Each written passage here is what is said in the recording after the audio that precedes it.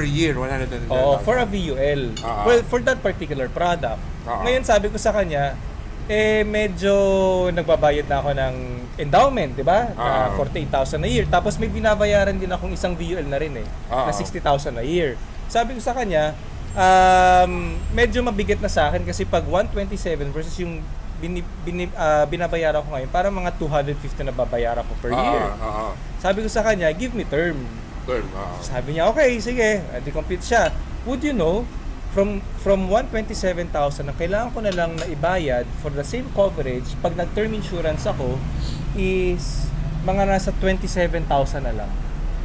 Malaking diferensya. Malaking difference. So, kumbaga, kung titingnan natin, kung gusto mo ng the greatest coverage for the least cost, you can go for term insurance. Okay. Yon. Pero, kumbaga, ako kasi is, yun nga kumbaga, depende sa budget talaga ng tao Lalo na kung, for example, kung medyo nag-umpisa ka pa lang sa career mo or you're just starting family, tapos malaki yung kailangan mong insurance, ako tingin ko better if you can start with term insurance muna.